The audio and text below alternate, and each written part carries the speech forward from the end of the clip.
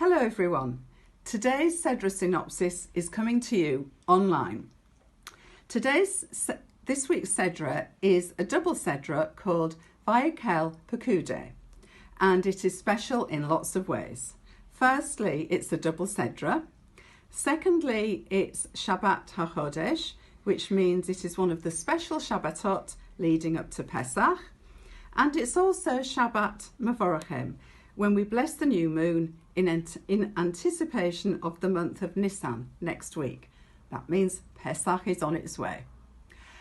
Moses gathers the people of Israel and repeats to them all the things that God has told him in the previous 3 parashiot. So a lot of this parsha repeats things we've read before.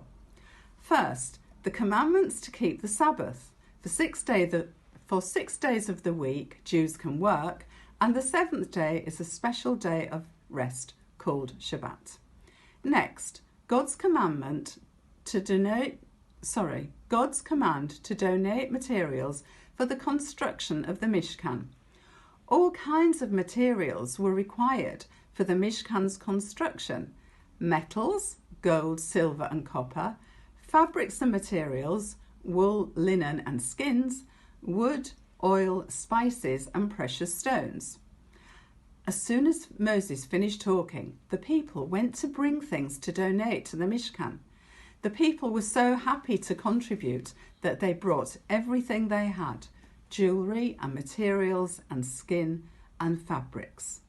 They brought so much that Moses had to tell them to stop, and still there was extra stuff. Once again we hear about the master craftsmen Vayakhel and Aholiab, 2 very talented men who were in charge of the building of the Mishkan. Then we read about the actual building of the Mishkan. Again, this was all described at great length in the previous parashiot, but here we talk about them actually doing it.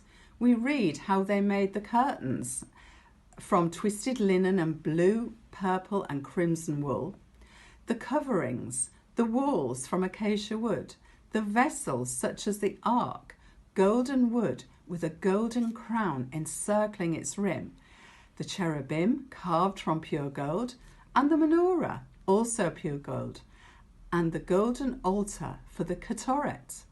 Remember what that is from last week? I'll tell you again at the end. And the table, wood covered with gold, and the copper washstand, made from mirrors donated by the Jewish women.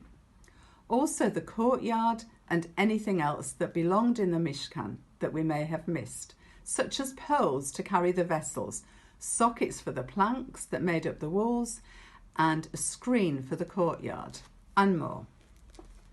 The second of the double Sedra is Pekudei, and it's the last of the 5 parashiot that discusses the Mishkan.